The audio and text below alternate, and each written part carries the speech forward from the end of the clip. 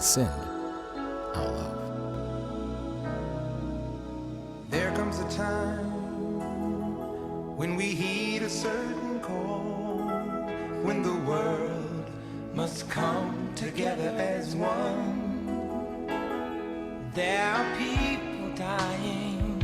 Oh, when it's time to lend a hand to life, the greatest gift of all. We can't go on pretending day by day that someone somewhere will soon make a change. We all a part of God's great big family. And the truth, you know, love is all we need.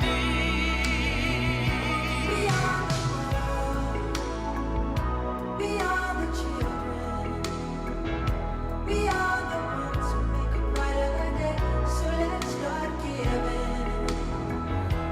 There's a choice we're making. We're saving our own lives. It's true, we make a better day, just you and me.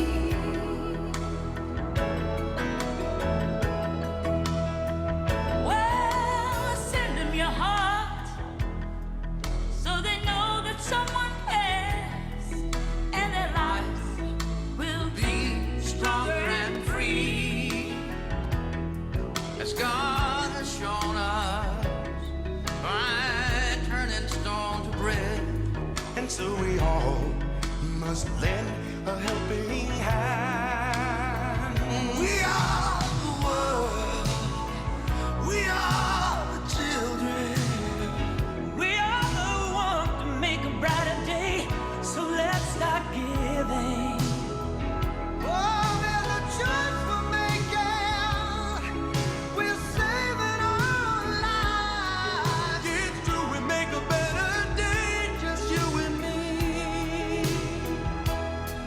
When you're down and out, and there seems no hope at all. But if you just believe, there's nowhere we can fall. Well, let's realize, oh, that a change can only come when we stand together as one.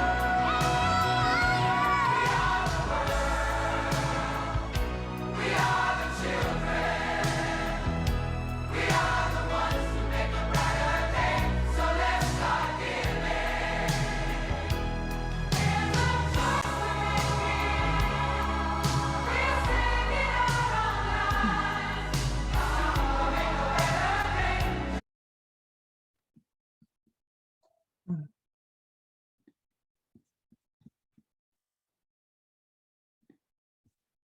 First, I would like to say Happy New Year to all of you, and thank you all for joining us tonight. My name is Mary Nettles, the president of the Community Remembrance Coalition Chatham, CRC-C. Our book discussion tonight is The Sum of Us, What Racism Costs Everyone and How We Can Prosper Together. The Sum of Us is not only a brilliant analysis of how we arrived here, but also a heartfelt message delivered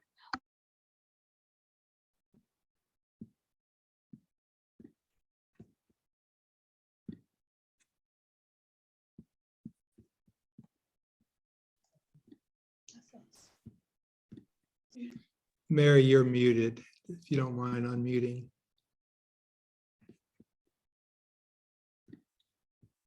Okay, let me start over. First, I would like to say Happy New Year to all of you, and thank you for joining us tonight. My name is Mary Nettles, the president of the Community Remembrance Coalition Chatham, CRC-C. Our book discussion tonight is The Sum of Us, What Racism Costs Everyone and How We Can Prosper Together. The Sum of Us is not only a brilliant analysis of how we arrived here, but also a heartfelt message delivered with startling empathy from a Black woman to a multiracial America. It leaves us with a new vision for a future in which we finally realize that life can be more than a zero-sum game. author Heather McGee offer a powerful exploration of inequality and the lesson that generations of America has failed to learn. Racism has cost everyone, not just peoples of color. We hope you find it enjoyable and educational. Our presenters tonight will be Mary Harris, co-coordinator of the CRC-C, and Vicki Atkinson, board member of the CRC-C.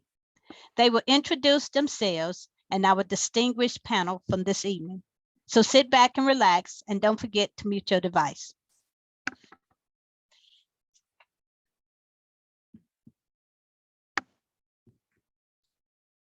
Good evening, everyone. My name is Mary Harris. I am a retired educator with 30+ years of experience as a classroom teacher and served in Chatham County Schools Central Services in the human resources area as coordinator of employment and human relations.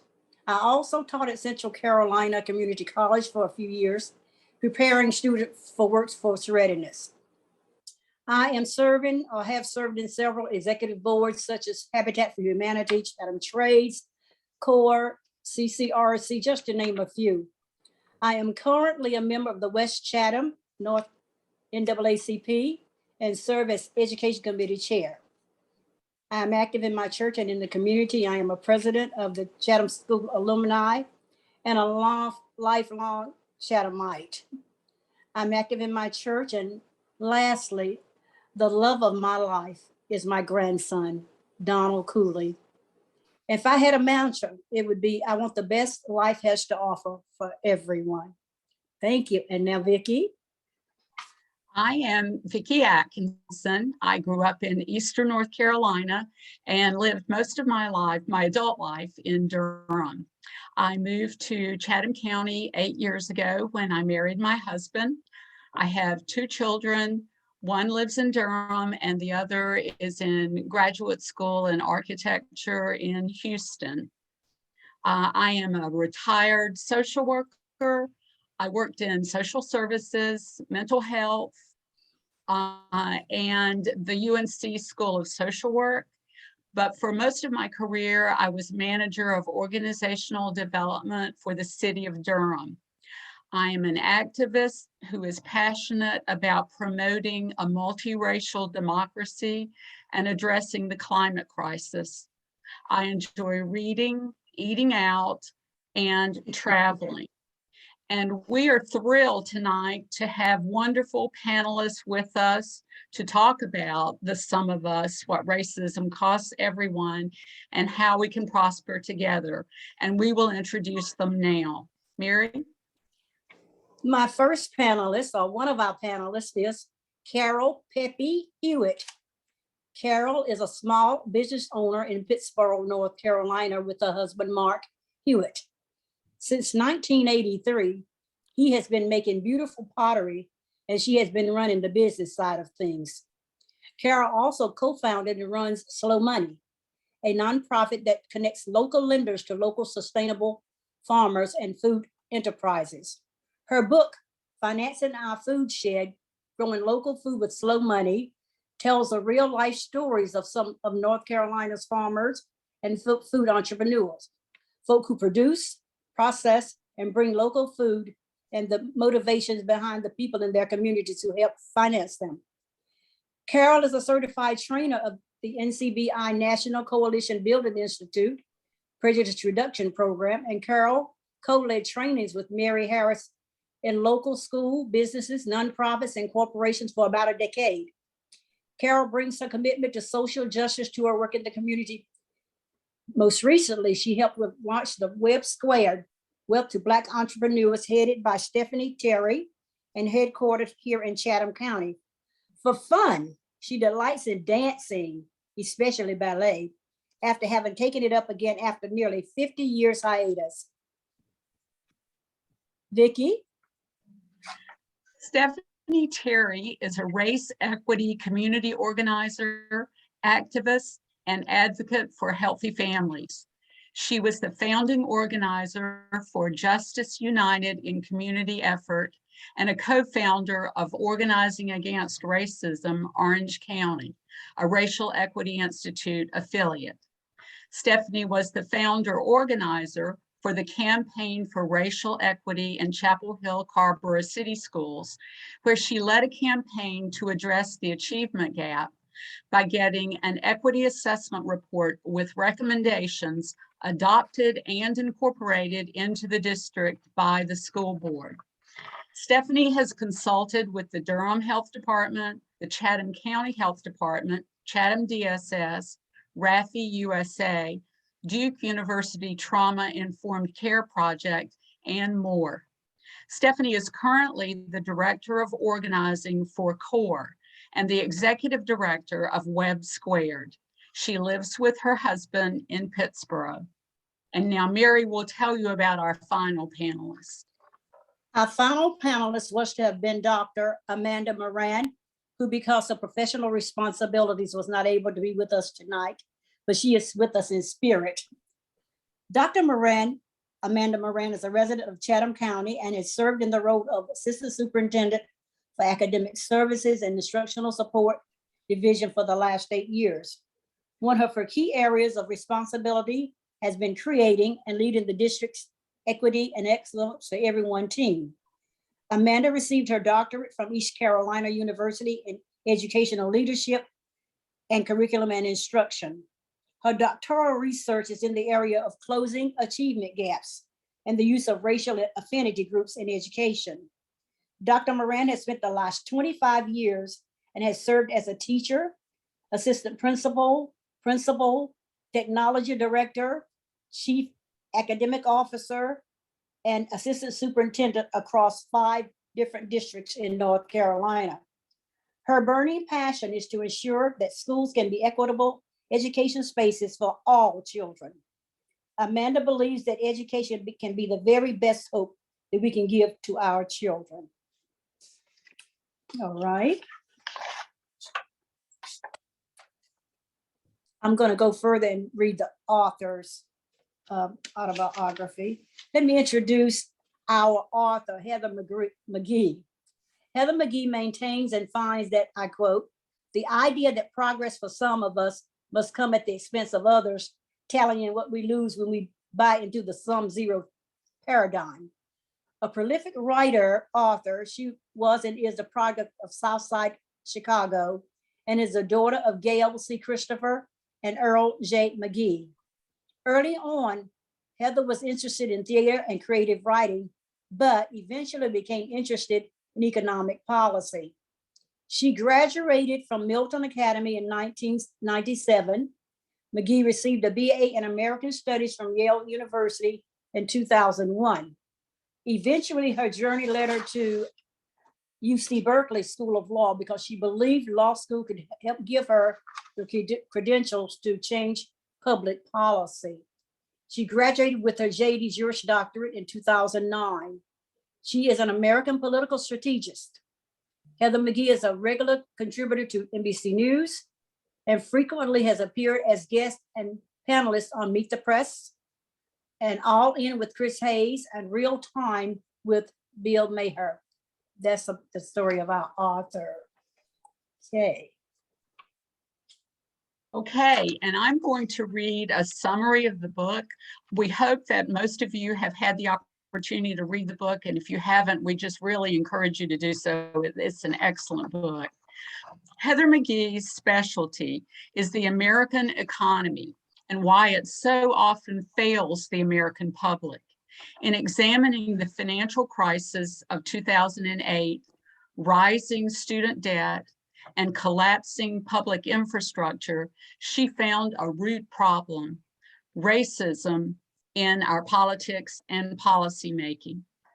But racism doesn't just affect the finances of people of color. Racism costs white people too. It is at the bottom of our most vexing public problems. In McGee's journey across the country, she describes what we lose when we buy into the zero-sum paradigm. That is the idea that progress for some of us must come at the expense of others.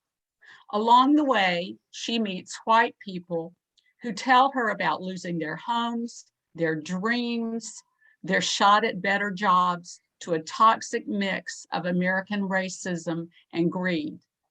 This is the story of how public goods in this country, from parks and pools to functioning schools, have become private luxuries, of how unions collapsed, wages stagnated, and inequality increased, and of how this country, unique among the world's most advanced economies, does not have universal health care. In the unlikely places of worship and work, McGee finds proof of what she calls the solidarity dividend. That is, the benefits we gain when people come together across race to accomplish what we simply can't do on our own. As Mary Nettles said in her opening, McGee leaves us with a new vision for a future in which we finally realize that life can be more than a zero-sum game. So we're going to turn now to our panelists for their responses to questions about the zero-sum paradigm and the solidarity dividend. Mary will pose the first question to Stephanie. I just make one point here, and that is we encourage all of you to put your questions in the chat box, and we'll be monitoring those questions. There'll be an opportunity at the end of the program for your questions to be selected and answered. And thank you very much for muting yourselves except for the speakers. Thank you so much. Our first question is to Stephanie. Stephanie, does Heather McGee's definition of zero-sum theory, why is this a harmful and false way of looking at race and public policy? Thank you, Mary. And first, I want to thank the Community Remembrance Coalition of Chatham. I want to thank both branches of the NAACP. And I want to welcome the community that has gathered here today, this evening, to have this most important discussion. You know, the zero-sum game is a phrase that I've heard in my work in racial equity. And I took some time to just kind of unpack where we got that phrase first off, so that we can bring some context to the definition and the rich way that Ms. McGee unpacks the problem that we find ourselves with living in this zero-sum paradigm.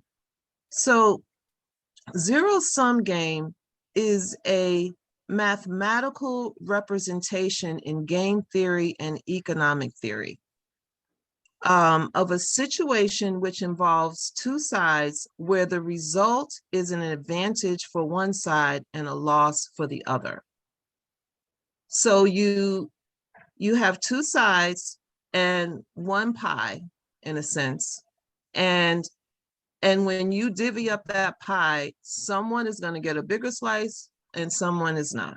So this is a situation of the winners and the losers.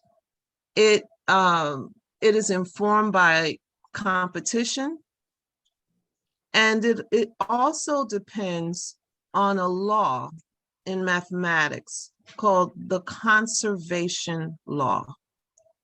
And without going into detail, too much detail, because I am not a mathematician and I will not claim to be, but essentially what the conservation law states is that the measurable property of an isolated physical thing does not change as the system evolves over time. So the pie can never get bigger. Or if you're cutting a cake, it can never get bigger. Whatever it is that you're competing over maintains the same properties where it does not increase. So if we think about the zero-sum game from that place, and we, instead of say pie, we say, well, is it wealth or is it power? We know that wealth can increase. We know that there's not a limited amount of power. We also know that there's not a limited amount of money. And so we have essentially inherited a world where that is founded on a belief that there is not enough, when essentially it's not true. Zero-sum game in this instance is actually zero-sum thinking. And so as we move forward in this conversation this evening, I want you to just think about all the ways that you think from that zero-sum paradigm. And what are the belief systems that are upholding this belief, this paradigm, zero-sum? And ask yourself, is it true or is it not? And this is really harmful to us because competitiveness at on an individual level and in a society level produces all kinds of inequities, injustices, violence, and harm. And I'll stop there. Thank you, Stephanie. The second question that we have is for Carol. Carol, how does McGee's background in economics influence her thinking about matters of race? And how does she use this to show us a new way into and out of a centuries-long problem? Okay, I want to do, as Stephanie, I also want to thank you for sponsoring all of this. Tell me I'm not muted, correct? Not muted. Can you hear me? Okay. Welcome all of you. It's really exciting. I've turned the gallery off, so I can't see you anymore, but I know there's a lot of you out there, and I know you're here because this is really interesting to you, and that racism truly troubles you, and you want to figure out ways out of it. It is such an honor to be on this panel with Stephanie. As you, any of you that have not heard Stephanie or met Stephanie before, you know from those few minutes, she's absolutely brilliant. I read the book and I'm still taking notes when Stephanie is talking, because the way she clarifies and interprets things makes them simple and makes them understandable. I can't say enough about how good this book is. It is not something, at least I did not plow through. I could take each chapter and spend just a week with it, savoring it and going back. There's so much here. And just quickly, I want to add, Stephanie, when you were talking about zero sum, I was thinking, you know, do we feel that way about love? Do we feel that way about kindness? Did we get the message somehow when we were little? There's not enough love to go around. There's certainly not enough toilet paper during a pandemic, right? I mean, we translate that to all sorts of things that hurts us. How stupid was that we all fought over toilet paper? Okay, so let me get on to this question about economics. So where I come to all this from, honestly, to examine this question, I had to go back. I had to go back to how this all started for me. And I had to go back to kind of a hard place, because when I was young, my brother suffered from mental illness, and he struggled with it. And when I was in high school, I can remember, and as I tell you the story, I'm right there in the hallway. He'd just come out of the hospital yet again, and he was, trying to be back in high school, and the kids were picking on him. They were cruel. They were mean. They were cruel. It was heartless. It was uncalled for. He had done nothing wrong. They were tremendously misguided. They didn't understand what he was going through. They didn't understand him. So in my life, when I began to look at racism and experience racism and see it and try to understand it, it was extremely familiar in its cruelty and its again, so uncalled for, so ingrained. And like, where did people get those ideas? Where did these teenagers get this cruelty from? Where do people learn racism, and why don't they just let it go when they realize that it's wrong? So I started from a place of psychology. I went and got a degree in psychology. I got a master's in counseling. I wanted to understand from the personal level, how do we change this? McGee, on the other hand, looks at economics. She comes at this saying, here's how we're going to change the world. We're going to affect policies on money and numbers, and we're going to do research. And she discovered, I was very thrilled to discover, I'm sure, that she could actually impact government policies, business decisions by coming up with research and numbers and facts that would then people would make decisions for the collective, for groups, based on her findings. But, you know, after 9 years as the head of the progressive think tank, I think it's pronounced Demos, I'm not sure, she left because she wasn't getting the answers. She was frustrated and she wanted to learn more. She took 3 years. She did a walkabout. She traveled all throughout the country. She interviewed people and she wrote this incredible book, which is full of stories and examples as she tried to understand what is it that holds racism in place. And she just found so many brilliant things. And one of the key answers that she came up with takes us back to psychology, something called last place aversion. And I'm going to read this to you because I'm not going to trust myself to interpret it. It's just a paragraph. So this is a professor, this is a study done by Michael Norton, who identified the increasingly zero-sum mindset among white people. And he would call this last place aversion. And this, if you grab the book or have the book, is on page 125. Norton and his colleagues used games where they gave participants the option to give money to either people who had more money than they had or those who had less. In general, people gave money to those who had less, except for people who were in the second to last place in the money distribution. Those players often gave money to the people above them so that they wouldn't fall into last place themselves. They called this logic. So the study authors often looked at real world behaviors and found that lower income people are also less supportive of policies that would help them.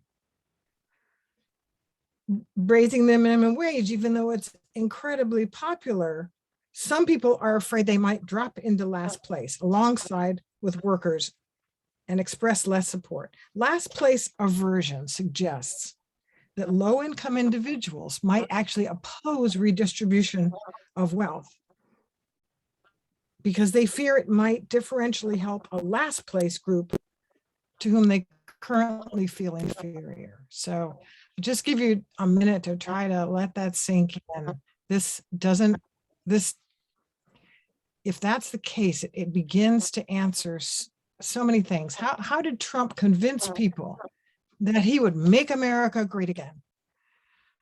Because he basically convinced them that they would never get into last place. That he could make sure they didn't fall into the last place. And I'm going to jump now and just to another concept, and then I'm going to ping pong this back to Stephanie, because part of that that not being in last place is, what is it that drives people to make sure that they stay in the top position? And we talk about white supremacy a lot, but there's another wonderful study. It's very close. It's on page 154. And Nancy McLean's actually from Duke. And in 2013, she wrote a book called Democracy in Chains, The Deep History of the Radical Right's Stealth Plan for America. And she talks about property supremacy. On the face of it, the aim is actually not white supremacy. McLean says it's about property supremacy. And racism has long been used in this movement. So I'm gonna send this back to Stephanie when I find the Stephanie, our page here. Anyway, and there it is. Because I know, Stephanie, that you think a lot about all of these topics, implicit bias and others. And I'm just going to let you take it from here. Yeah, I'm so glad that you really, from your own personal experience, wanted to understand like the roots of racism from a psychological perspective. And I'm also super happy that Heather, I'm calling her Heather. I'm just gonna claim her and call her Heather, that she, with all of her expertise and genius and skill, was able to look and really just study and get the data on behavior, right? Like, why do people behave the way that they do? And because everything is always connected, because that is the type of world that we live in, and those are the higher laws that that we're not aware of, but that we follow, is that in actuality, what goes on psychologically actually informs our behavior, right? So if there was like, what comes first, the chicken or the egg? I'm going to say that the psychological mindsets come before the behavior, and they inform the behavior. So the things that you just lifted up about last place aversion theory, and you went in a little bit around property supremacy, all of those things I would broadly categorize as either implicit biases or cognitive fallacies. And if I'm not sure, I'm sure most of you all have heard what those mean, but cognitive fallacies are flaws in an argument or thinking. And this thinking is often conscious and deliberate, and the results are false conclusions, distortions of issues, erroneous lines of reasoning, misuse of evidence, or misuse of language. So those are your dog whistles. Those are your propaganda tactics. These are all the ways that information, and if there's any lawyers on the call, I know you're very aware. You don't learn this in high school, but you'll learn it if you're going to be a lawyer. All the ways that you can distort facts to produce the results that you want. And then implicit biases, the main difference between cognitive fallacies and implicit biases are unconscious associations and judgments that produce prejudices and stereotypes that manifest in our behavior. So the thing that you need to know about implicit biases, that these are literally shortcuts that every single human being has. This is a part of what it means to be a human being, and a part of what it means of the way that our minds work. And it does it so that we can be efficient and quick and not overwhelmed with stimuli. But here's the problem. So in terms of racism, we have inherited a culture, a government, right? And just all the ways of life that have been founded on this zero-sum thinking around skin color and race as a social construct. And this has been since the beginning of the foundation of the United States. So we're talking about as long as we've been in existence, minus maybe the 60 years since the Civil Rights Movement, this zero-sum belief and this race and social construct has been everything that we know. It has informed us in all the ways. And so that socialization, the systems and institutions that spring up from this zero-sum race social construct, not only does it exist in the material parts of our world, it exists internally.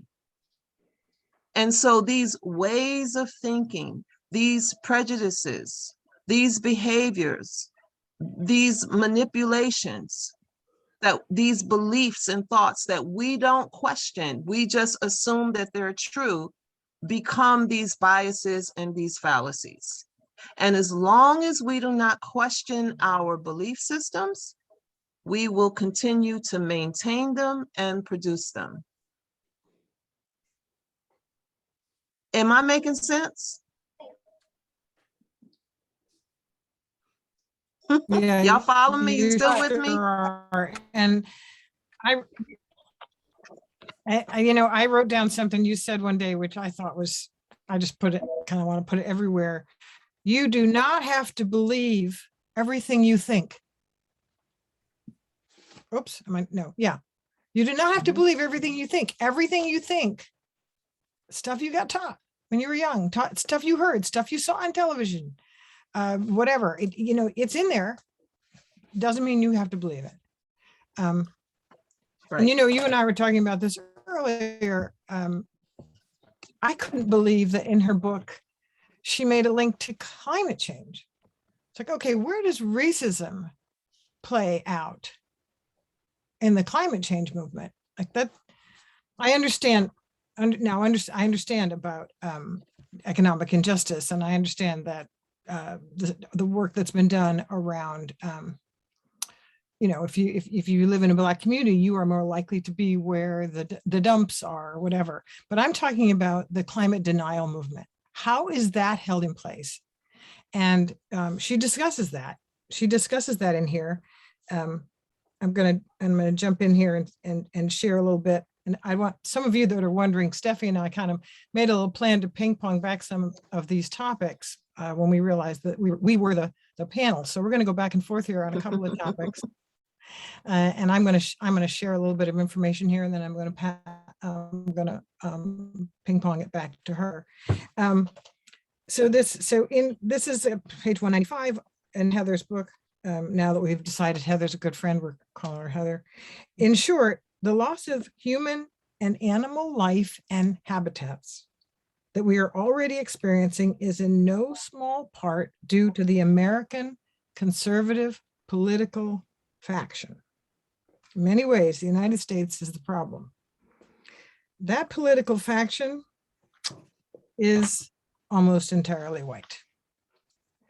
There's a study, 2011 study, that they called the Cool Dudes.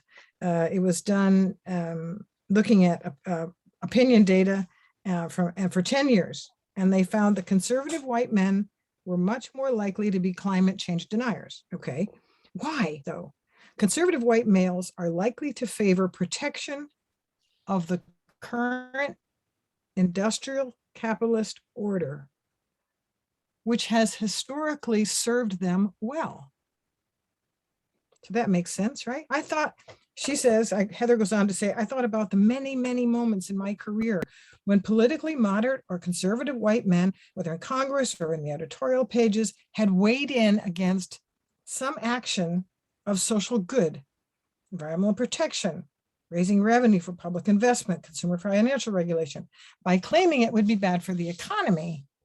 And I'm skipping here, but she goes on in a few minutes to say that economy they were referring to was not the economy, not the textbook definition, but their economy. The economic condition of people like them, seen through a lens of a zero-sum system of hierarchy that taught them to fear any hint of redistribution. Protecting the economy, I think this is so important here, allowed them to protect their own status while resting easy, knowing they were not at all racist, because it wasn't about race. It was, well, the economy. Mm-hmm. So there it is again. There it is again. There it is again.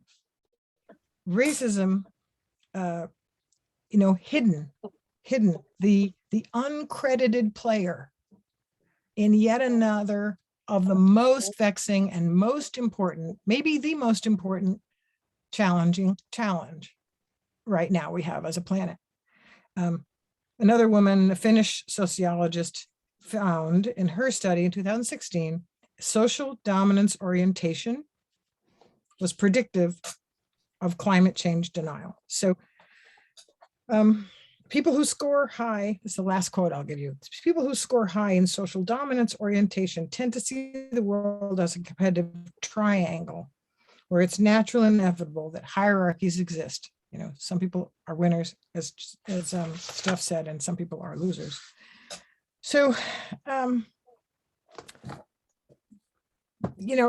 again, everywhere you look, she's delved in a way that she's found the mechanism where racism is being used to hold systems against the common good in place. One of the most brilliant people I know, Stephanie Perry. I'm going to read a quote of yours, Stephanie. Once in a while, when Stephanie starts talking and she takes a deep breath, I think I got to write this down. And she's slow enough that I wrote this down, word for word. When you create a world that you want to control and exploit forever, you create an ideology of a hierarchy, a caste system, to keep it in place. And you keep it in place for a very long time. The belief system develops not only in the systems, but inside of us. And the errors in thinking become ingrained in our identity. So the people benefiting keep control. And she called this psychological warfare, or another wonderful expression, the masterful manipulation of the human mind. And you said it earlier, Stephanie, it's what's between your ears. So if that's true, that we are really at battle here, what's your current brilliant thinking about what next steps we should take to change that? If this is ingrained in our brain, what do we do about it? Well, the wonderful thing about it being ingrained in our brain is that we actually can do something about it. So like the tools and the solutions reside inside of us and inside of our belief systems. And so the very first thing that is required from all of us, not some of us, but from all of us, is to literally begin to just question and name, what are your belief systems? What are they? And to have that conversation, not just with yourself, but with your neighbors, with your family, with people that look like you, with people that don't look like you, with people across race, across class, across the rural-urban divide. There's so many examples in the book of organizing and dialogues where people that have been divided by these false constructs decided to step over these invisible boundaries and have conversations with each other about what they truly believe. And when we can begin to do that with empathy, recognizing the nobility of everyone, I promise you that we will begin to emerge new narratives that join us around our common humanity. And this, when that happens, true transformation that is revolutionary can happen. And so I think I saw something here in the chat. What does media and social media have to do? It has everything to do with it. Because what we need to understand, all the people that are interested in this book, that are just really sick and tired of what we have inherited. And I will keep saying that, the world that we have inherited. What we need to truly realize is that the narratives, the stories that we tell ourselves are actually keeping this thing in place. Now, I will say this to you, powerful people, wealthy, powerful people that are conditioned through tradition to live off of the exploitation of our efforts, and that they're okay with it. They know this. They know that the only way that they can stay in control is if we're divided, and then if we're believing the myths and lies that they created. Know this, that this world, as solid as it looks, and as long as it's been here, this version of the world is literally the white man's imagination. And we do not have to keep living in it, because we have our own radical imaginations. And everything that you think of, that you can think of that is material, comes from a thought first. Everything, right?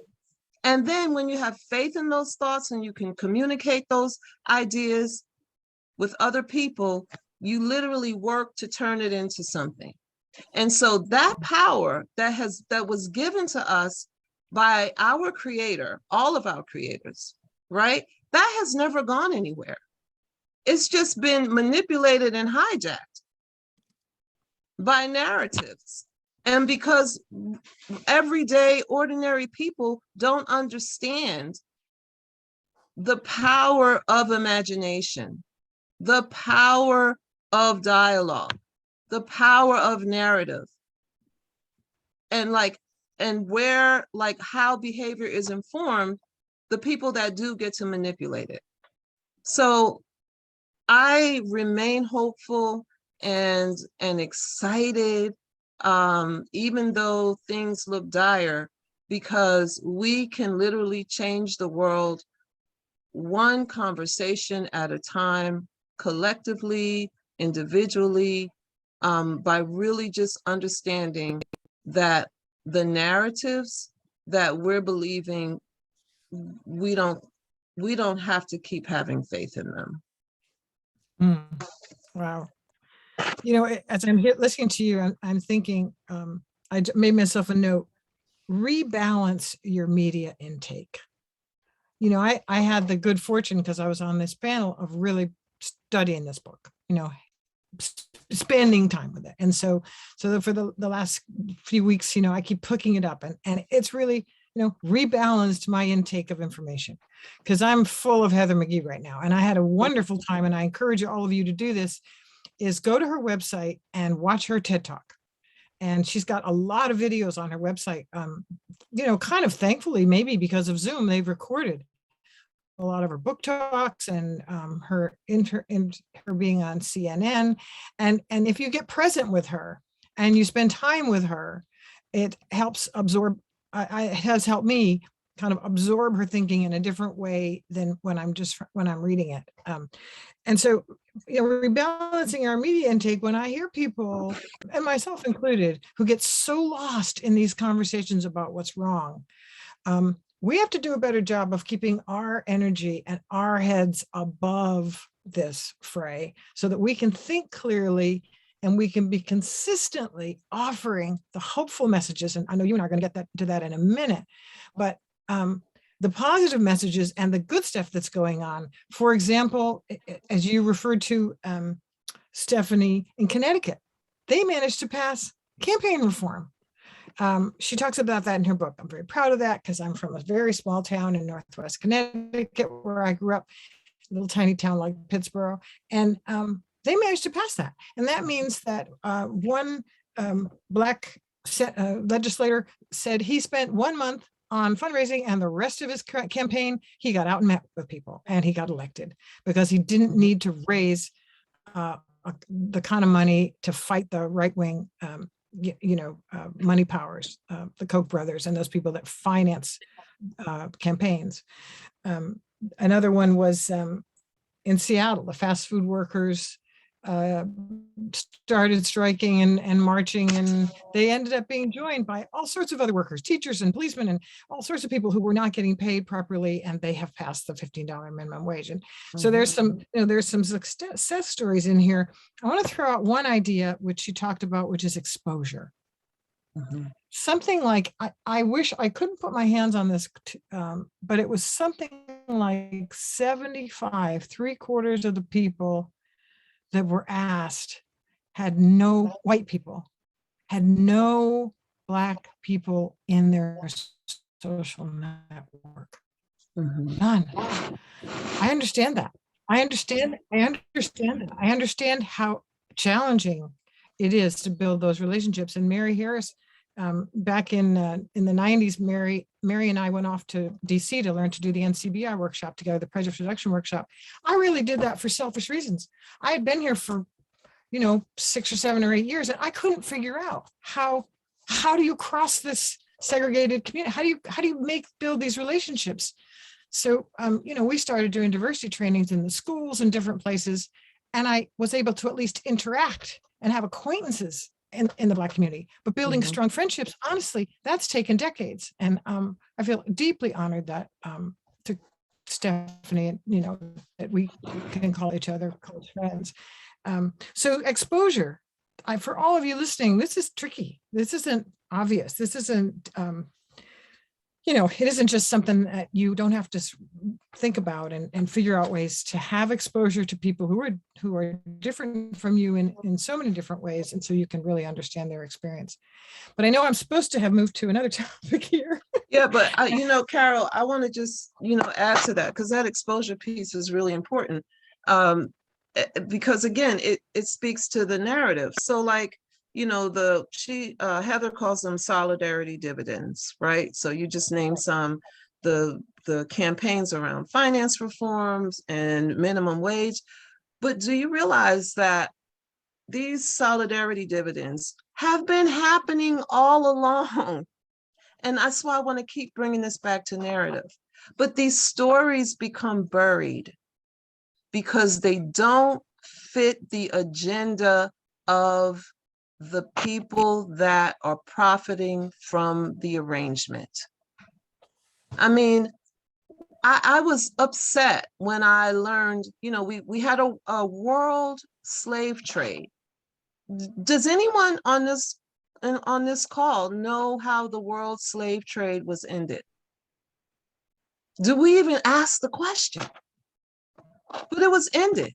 And it was ended by, I think it was 7 white people, Quakers, in England that organized and were the first abolitionists. Why don't we know these stories? Why don't we know the stories of all the people that have, in spite of the status quo, decided to know one another and build bridges across divides, that have done amazing things, that have pushed, in particular, the United States forward towards the ideals that our democracy was founded on? We don't know these stories. And we don't know them for a reason, because if we knew them, they would inspire us to question this arrangement. And so again, the power to change the narrative lies with us.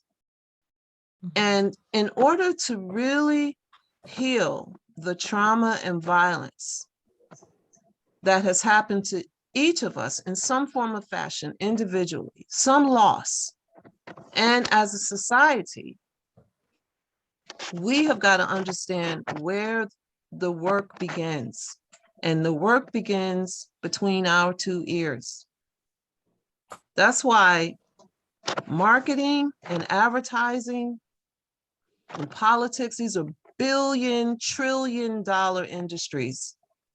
And big money is invested in creating narratives that inform us, that can control our behavior, that keep things as they are.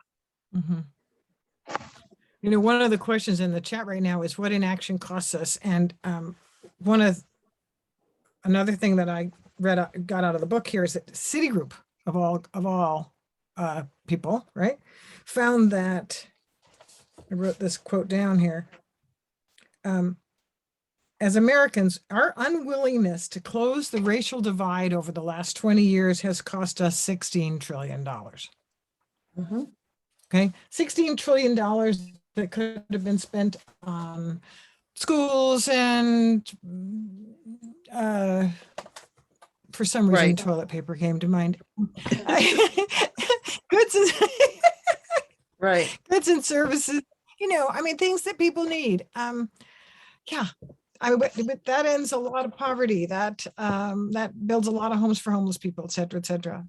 Yeah. So I know we're want to get to questions and we want to get to the breakout rooms, but we also wanted to talk about the hopefulness. Like, what are Yes. some of the things that she did find that she feels could radically change the situation? And she gets talking about voting.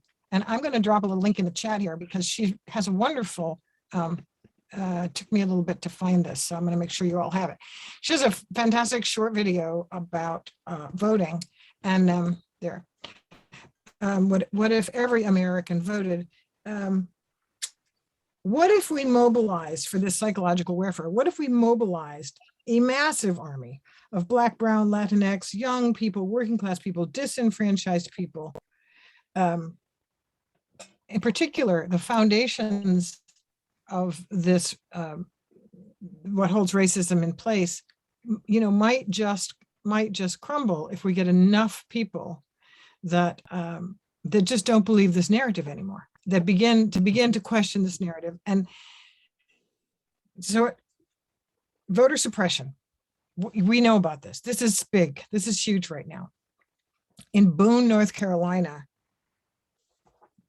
I don't know if you knew all this, but I sure didn't. There's so much in this book that I had no idea. Stephanie said, why didn't we read about this? Why isn't this in the paper? Why aren't people screaming about this?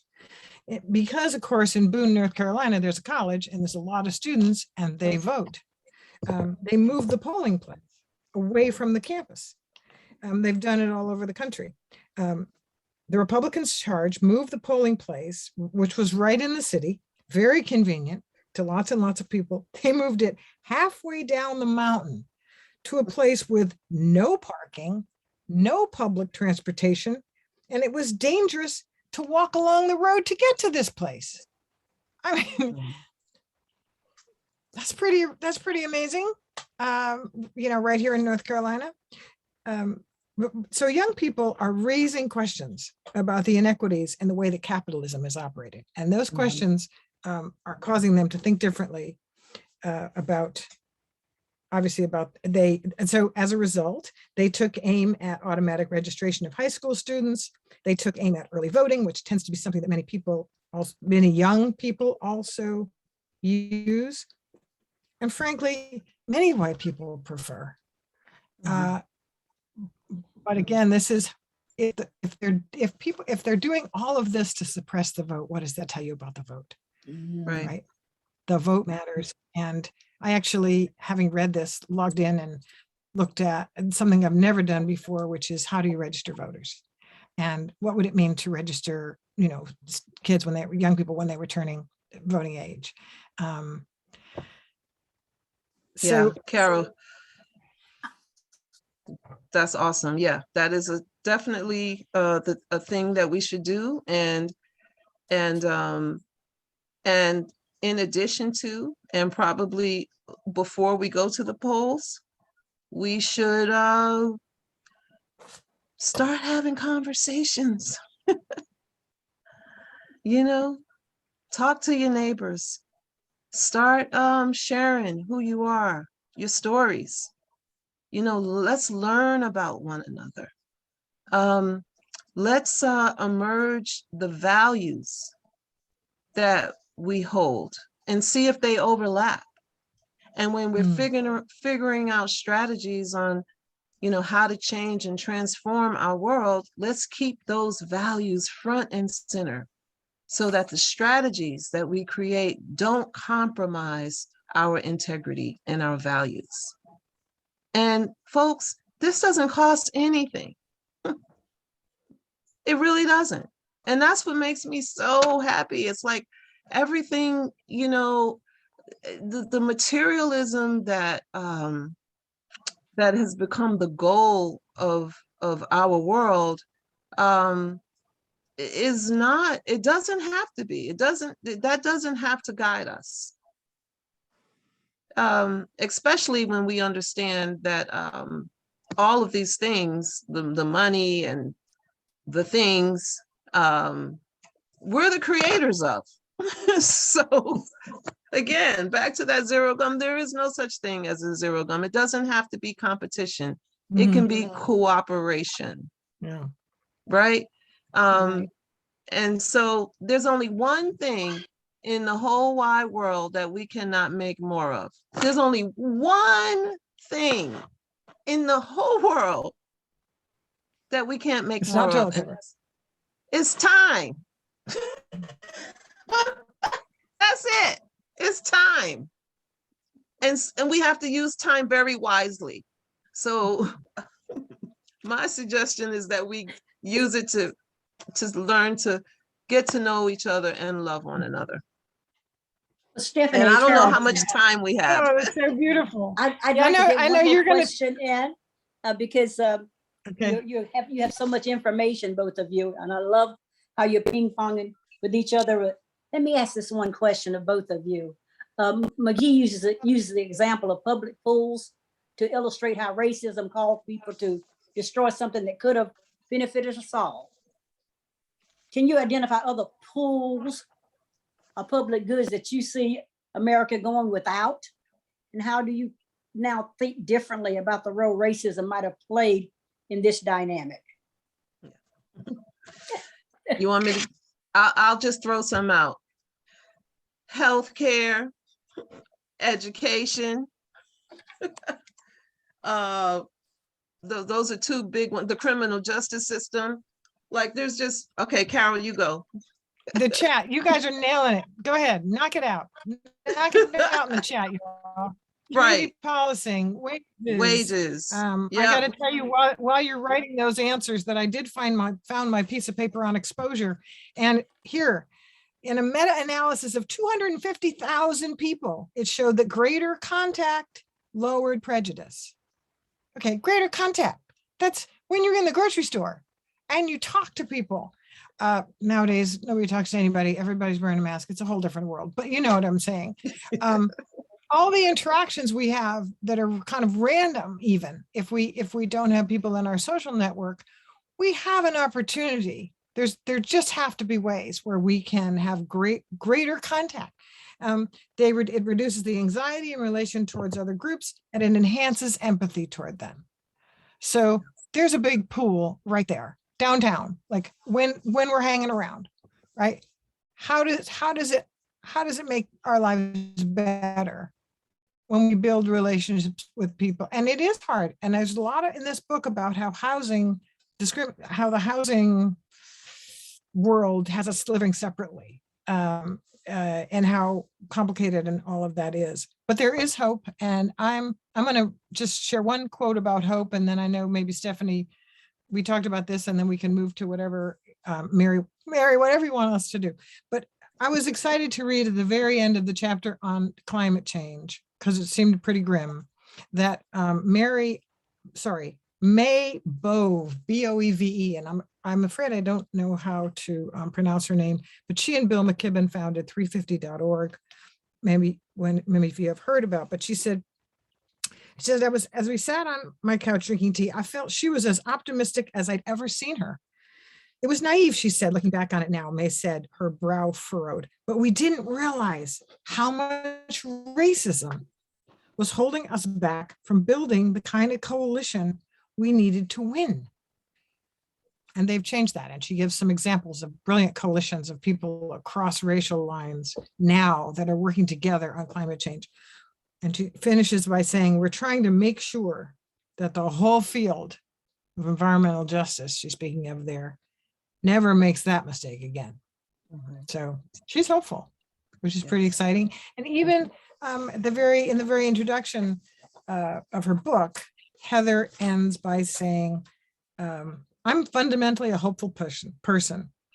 Everything we believe comes from a story we've been told. I set out on this journey to piece together a new story of who we could be to one another and to create the glimpse of the new America we must create for the sum of us.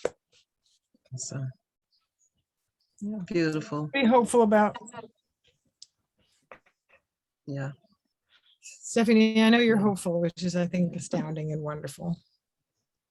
Yeah, I just invite all of us to explore the identity that unites us.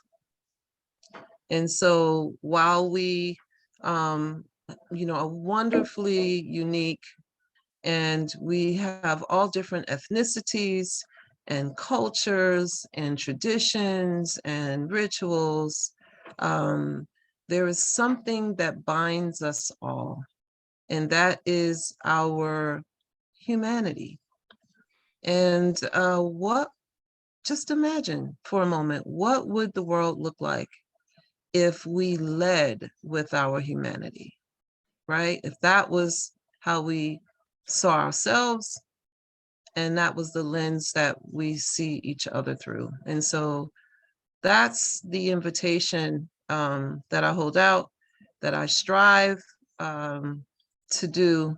And I believe that is where the new paradigm of the new world, that's what's waiting for us to embody. Yeah. Beautiful. Okay, Mary, what did you want us to do? I was waiting to see if Nancy had Vicky had another question. No, I think we're with the time now, we're probably are. ready to turn it over So, to Bob for You him guys are to- overwhelmingly awesome, but we must go on to the last two questions. We ready for our breakout rooms, Bob? Well, to be honest with you, we have about 23 minutes left. And so if we did breakout rooms, that would leave 10 minutes to engage some of the audience questions. So if you don't mind, there's been so many great questions posted on the chat box. Okay. And I will venture to say we might be overwhelmed, but if you could do two or three questions from the chat box and let me open up and ask people who want to ask a question to raise their hands. Let's do See that. if we That can would get be some great. audience participation. I think that would be better than trying to go to breakout rooms and come back. So if you're Sounds agreeable, wonderful. Let's do that. pick a few off the chat list, and then I'll open it up to the audience and let them raise their hands, and we'll see how many questions we can get to. So thank you all very much. All right, Nancy. Vicky. Okay, I'm scrolling back to see. Them too. So I know that Steffi and I managed to sort of watch them, and we were grabbing them as they went along, to be honest. So if there are other things that you didn't throw in the chat, please feel free. Bob, are you unmuting everybody, or do they need to raise their People hand? may unmute as they wish, but Okay. if we don't have any questions off the chat list, I suggest that we allow people to raise their hands, and we'll try to take people and let them ask questions of the panelists and for discussion. And if you're satisfied with that approach, I'd be very happy with it as well. Are you okay with that? Wonderful. That We sounds are. good. Okay, people who would like to ask a question or refer to one you've already put in the chat box, if you would exercise your right to raise your hand, which is at the bottom of the screen, I will try to recognize you and give you a chance to speak, and please unmute and then ask your question and then remute yourself so that we can deliver the answer. Any questions? Rose has her hand up. Okay, thank you. And Kathy Putnam, you have your hand up. So Rose, go ahead. So Stephanie, I'm really intrigued by your, I guess, optimism. When I look back at what happened in Georgia, where everyone came together and much to my great shock, managed to elect 2 Democrats, and what has happened is a backlash immediately in Congress. No voting rights laws being able to be passed. I keep reading more and more books about racism in America, and I just keep seeing that we keep hitting the repeat button. What happened in Wilmington in 1897 and Tulsa in 1921 and our country on January 6th. How do we break that cycle? Well, we are breaking that cycle, because when, so let's just look at, it's kind of like we move forward and then there's like backlash and it feels like we actually move backward. But if you kind of take a long view and a kind of look at it from another perspective, the tactics and ideology that of racism and zero-sum game and this social construct that was developed in the 17th century has had like hundreds of years of exposure to exactly what we're talking about: relationship building and sharing of culture. And so people like know lots more about each other today than they did 50 years ago, than they did 100 years ago. And in actuality, if you really look at the demographics from a data standpoint, there was more interracial marriages. People are having children with everyone. We've got sports and entertainment, and that's a mixture of ethnicities and races. And so there's all of that knowledge and wisdom and the love that comes from that existing also. And so you've got these old tactics based on this inherited belief system that is being pushed up against relationships and love and sharing. And that's why they're so scared. Because it can't work. It can work, but more of us are raising our awareness that it doesn't have to be that way. And so that's why there's such a intense grab on, okay, let's not let any more information get out. Let's not learn history. Let's not, but it's too late. It's out. So the narrative is already being lost. So that's how we can remain hopeful. Thank you. And I asked then that I have 2 questioners, one from Kathy Putnam and one from Bob Marshall. And if you could both ask your questions, and then we'll have people respond to both those questions, if that's okay. Yes. Kathy, would you like to begin? Yeah, mine is more a statement in response to the importance of exposure. When I raised my kids went to an integrated school in the 80s. A lot of friends that I have who have children, many of those kids are at private schools. I live in a neighborhood that is not that well integrated. I have to work really, I worked in social services, and that's where I made friends with African Americans that I still maintain. But a friend and I learned about some churches in Chatham County, a Black church and a white church, that we're getting together for a prayer group, and just how we can be intentional about getting exposure is really important, because I think most of it is like-minded. So for me to get together with someone else, it's a challenge. Yes. Yeah. Let Carol speak to Would you that. ask your question, please, and we'll include your question in the discussion as well. It's very similar to what Kathy just said. It takes effort and motivation for folks to kind of bridge the divide. But it seems like, most of the people on this screen probably are motivated and willing to make that effort. But when you get out into the community where there's the deepest divide, is what can we do to create the environment to get the dialogue going that breaks down those barriers that of misunderstanding and lack of communication that are needed. Thank you. And I see that Ann and Phil, you raised your hand. So would you please ask your question as well? Right. It's not a question as much as a comment. It's the power. We think of the political power that is against us, let's say, or against what we believe. But what about the power of the universal mind, which is operating on the world?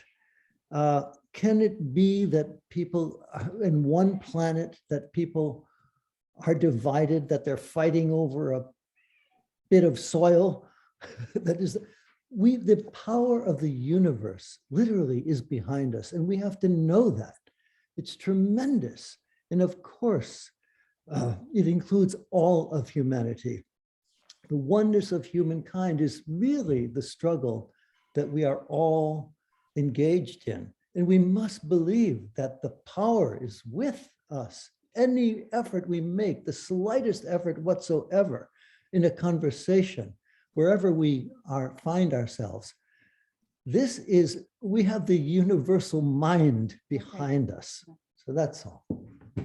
Okay, thank you very much. So may I ask Stephanie and Carol, would you please respond to these series of questions? If we have more, we'll add them to your list. Okay. Over to you guys. Carol, you want to take?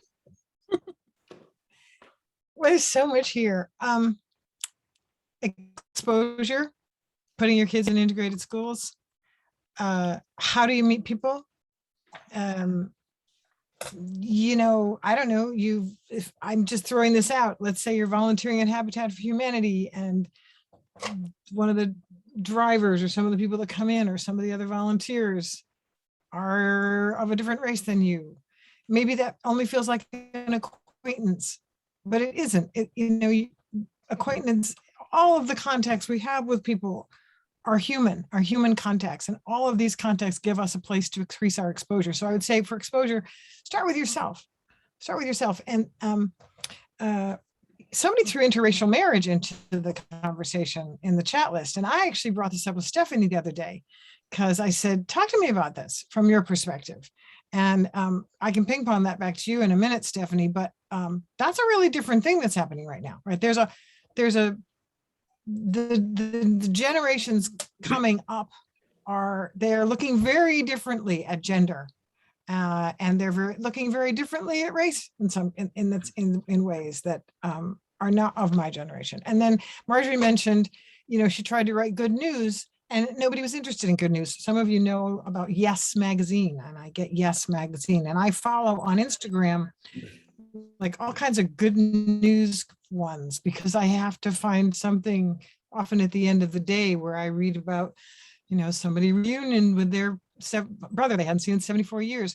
What if we create some of these good news stories and we post them? So when there is something cheerful or happy, when you do have a relationship that forms across racial lines, and it's enriching for both of you, put that selfie out there. Let's change some of these images. And I'm not talking about using each other or using people, but just being getting some of the visuals out about how things have changed Steph, do you want to jump in about what you were saying about interracial marriage? Yeah, I'll talk about interracial marriage, but while I have this, I was thinking about Bob Marshall's question about like, how do you, like, there's so much pain and division in the world right now, and people are angry, like just angry. And so how do you even begin to think about having a conversation, let alone a relationship with that type of energy? So I will say this, and I'm sure you've heard this before: hurt people hurt people. Okay. And if we can remember that people are hurting, and I am nowhere near suggesting that you find someone that is completely opposite from you in looks, social status, and, the most angriest person, and start a conversation. No, I am not suggesting that.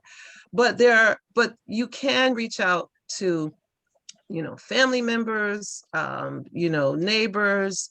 You can, for the sake of where we are right now, the world that we live in race, you can find these hurt people, and you can do two things. You can remember that they are noble, that they have value, that they are unique. And you can use empathy. That means really understanding something from another person's perspective and remembering your own times when you were hurt. And you can, from that framework and those values, begin to have conversations and listen. A lot of times hurt people have never been asked, what happened to you? Why are you hurting? And when we don't ask those questions, hurt can either come out as like self-destructive or outwardly destructive. And so the other thing that I will say about hurt people and broken people is that a broken heart is an open heart. And a lot of times, there's room there to plant some seeds that can, produce some different thoughts. And so again, there's just so much opportunity in sharing perspective and listening to other people's perspectives. I just don't think that we do it enough. And now in terms of interracial marriage, kids these days, they love who they love. They like who they like. They just are not buying into how we were raised. I told my son the other day, I was like, do you know my Jewish friend? And he was like, Ma, what? Why are you saying Jewish? You mean your friend? And, and I didn't even realize, it just came out, and I was like, he's right. But they are being socialized a bit differently, not completely differently, but they don't have the same acclimation around this race construct because of the technology and the social media and the sharing of stories, and they're always sharing themselves, and so the world is changing, and because of that, there's more room for true love, to blossom. I don't propose interracial marriage if it's like, if there's some dysfunction in there, but there's some dysfunction in marriage, period. Like a lot of people who don't get married for the right reasons.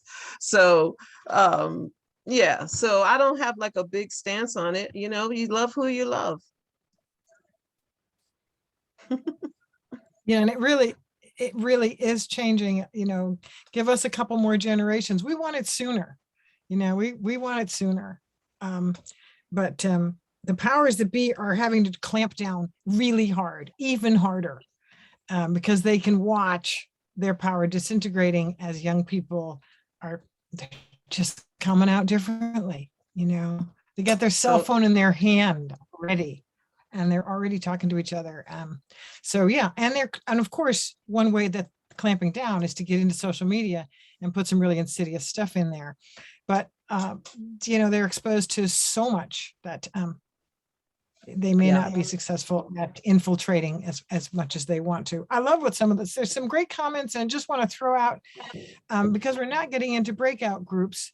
If you want to throw into the comments, what are some ways you got exposure? For those of you that have found ways here in Chatham or wherever you've logged in from, because I know that this is all people are joining us from farther afield. Just, what are some places where, give us some suggestions. I told you many years ago, I went off and, learned how to teach diversity training just to try to figure out how to have relationships with the people with Black people in Pittsburgh at the time. And, what are some things you've tried that have worked? Throw it in the chat. I think there were other questions. Yeah, I think I see Vaughn Upshaw's hand is Yeah, up. Vaughn Upshaw has a question. Yeah, I guess it's somewhat more of a comment, but I wanted What's to one echo thing you can do this week? echo some of the wonderful things that were in the chat as resources. There's some great stuff in there. I also really think it's important, in addition to doing exactly what folks here have been talking about in terms of going across and building relationships with folks who are different. I feel like the biggest challenge right now is what I think Stephanie was talking about earlier, where we're talking about people who are poor whites, or Carol, maybe you were reading, people voting against their own interests, right? And one of the, and it's not necessarily, I'm stereotyping in a wrong way, poor white. It's kind of that there's this idea in the zero sum. And for those of us who identify as white, we have a special obligation, I think, to talk to people who look like us. When I see pictures of Trump rallies, when I see the kinds of folks who are out there, they look more like me than they look like Stephanie, right? Unless they've, I think, been paid to be there. And so part of my challenge is really figuring out, how do I have those conversations? Because like Carol and others maybe in this group, I've had a long history in my family and in my life of having a diverse, I've lived outside the country. I've had the opportunity to be enriched by people from all over the world in so many ways that I see the humanity in each person that is being talked about here.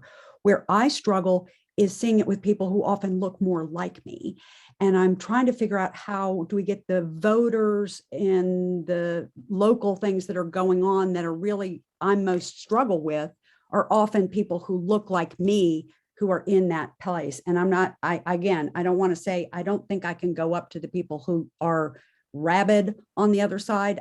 I don't know how to do that, but I'm looking for guidance on how do I talk to folks in the community who may be more conservative. They don't think they're racist. They don't think this is, all a racial issue, and they may not understand what we've been talking about here. I'm interested in that part too. So just a quick answer, because we know we're going to run out of time here, is if each of us could find a way to explain that 2 and 2 is 4, but zero-sum thinking is not accurate. Like if there's a way that we can say, I just discovered, it turns out, look at COVID, it turns out the pie of money isn't limited. That when all of a sudden government wanted more money and the rich got really rich, people that had 70 billion now have 1.5 trillion, the 10 richest people in the world, right? That when they wanted to make themselves richer, they just made a ton more money. I had no idea, right? And I think that there's ways that we can explain if we can figure out how to begin to have this discussion about, we've been duped. The zero-sum thinking isn't true. We've been 2 and 2 is 4, but there is not a limited amount of goodies. Mhm. And Heather Mhm. talks about this in her TED Talk. If you do nothing else but watch her TED Talk and that little voting link that I, if you don't manage to way out through the book, go grab her TED Talk. That's just a really key place we could begin to sneakily get rid of this massive piece of misinformation that we have all fallen for. Yeah. There is more than enough to go around. It's this scarcity mentality. It's what Phil was talking about, I think, when he said, there's enough in the universe, there's masses, it's how you think. It's like anyway, so. And another how do tool, we just begin to infiltrate and change the mind about the zero-sum theory? and It's just not one true. more tool that I've found to be really helpful in these past couple of years in organizing is to set up story circles. Share, even if it's one-on-one, have coffee with someone, have tea, and not to talk about a strategy, not to talk about your political views, but to share your story, to ask, like, what happened to you? Tell me a story about. And you will find it so difficult to not connect one-on-one. I mean, it is really, really hard to not create like feelers of humanity, of goodness going back and forth by just listening to someone's story and you sharing yours. I promise you something will happen. And somewhere in those stories, you'll begin to see, oh, here's something we have in common. Oh, I can understand that. And that's the road. So yeah, story circles everywhere, all the time. Beautiful Thank you, exchanges in the everybody. chat as Thank you well, very book much clubs. for your comments and for these wonderful questions and for a really wonderful evening of information, analysis, and inspiration, really. So I thank everybody who participated for a wonderful evening. And I'm going to turn the program over now to Miss Mary Nettles, who will make final remarks and announcements. And after that, if you stay with us, you will hear the second half of the We Are the World Songfest. So thank you all very much for being with us tonight. Yeah. Mary Nettles, over to you. Thank you again for joining us this evening. We hope to see you again next month for Black History. The CRC-C will be co-sponsoring an event with the Chatham Community Library called Patriot of Color in Chatham County, Untold Stories. Renowned speaker, David Morrow, a Los Angeles-based genealogist, attorney, writer, and speaker with family ties to Chatham County, will lead the lecture, discussing the many contributions of Chatham County free peoples of color during the Revolutionary War. It will be held on Saturday, February the 19th from 2 o'clock to 3:30 p.m. via Zoom. In addition to the many contributions of Chatham County free peoples of color during the Revolutionary War, Morrow will also discuss his own research in documenting his family tree that has grown to more than 6,000 names in multiple states and countries. We will send you an invitation with the link to register. You may also visit the library website. Thank you again for being here, and good night.